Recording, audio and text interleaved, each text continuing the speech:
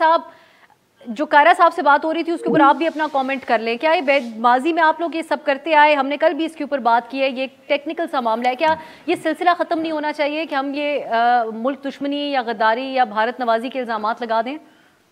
कायरा साहब मेरे भाई हैं और मंझे हुए और बड़े संजीदा सियासतदान हैं, और मैं उनकी इस बात से बिल्कुल इत्तेफाक करूँगा कि अब इस चीज़ को ख़त्म होना चाहिए। बड़ा आसान है, क्योंकि हम इंडिया के मामलात में और किसी को गद्दारी का सर्टिफिकेट देना और उसको हिंदुस्तान का दोस्त करार देना बड़ा आसान है। तो ये बड़ा एक सेंसिटिव मामला है। जिस तरह आपने ख़ुद स्टार्ट में कहा कि आपने इंटरनेशनल लॉज के कुछ सीनियर वकला से भी इस बात पर मशवरा किया और ये मजबूरी थी, और इसमें इंटरनेशनल जो कोर्ट्स हैं उनकी रिक्वायरमेंट भी थी और नेशनल सिक्योरिटी काउंसिल की भी इस लेजिस्लेशन को करना। इस लेजिस्लेशन में बहुत सारी चीज़ें थी जो पहले डिफाइन नहीं थी इंटरनेशनल केसेस के हवाले से, लेकिन इसमें कत्तन ये मकसद ये नहीं है कि कुलभूषण को रियायत देनी है या किसी भी शख्स को रियायत देना, ये ऐसी इसमें कत्तन कोई बात नहीं है। बड़ा टेक्निकल मामला है और इसके ऊपर हमारे अपनी पार्टी में, पार्लिमानी पार्टी में, स्टैंडिंग कमेटीज़ में भी खुलकर बात हुई और इस पर लॉ मिनिस्ट्री ने भी खुलकर अपना जवाब दिया कि इस तरमीम का मकसद कत्तन ये नहीं है कि हमने कुलभूषण यादव को जो है ना किसी किस्म का फ़ायदा या रियायत देना है।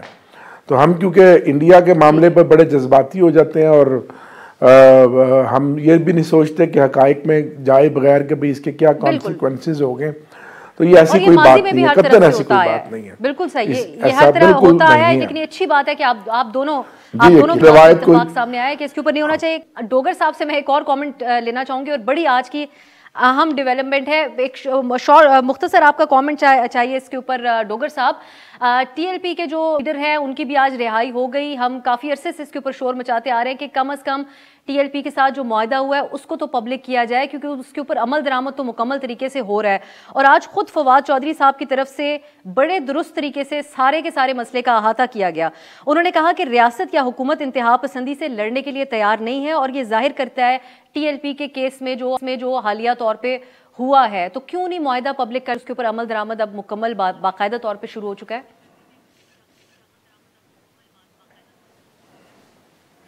कोमल, ये तो बड़ी आसान बात है कि ये वही मुआहदा था जिसके ऊपर स्टेप बाय स्टेप जो है अमल दरामद हो रहा है, और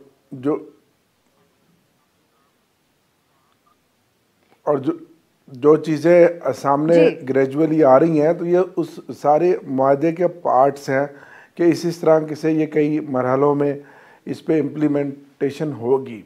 लेकिन इसको जब वक्त आएगा उस मुआहदे के मुताबिक ये पब्लिक भी हो जाएगा। कोई अब तो ये ऐसी कोई बात ओपन सीक्रेट नहीं रही, और मुनासिब भी नहीं है कि मैं इस पर अब ज़्यादा और बात करूं। चीज़ें तो अब आपके सामने ही हैं, और रियासत को जिस तरह फवाद चौधरी साहब की बात को ही आगे बढ़ाऊँगा कि रियासत की भी बहुत सारी जगहों पर बहुत सारी मजबूरियाँ होती हैं। रियासत कभी भी नहीं चाहती कि अपने अवाम और अपने ही शहरियों के ख़िलाफ़ कोई ऐसा इक़दाम उठाया जाएगा जिससे किसी के भी जान और माल को नुकसान हो।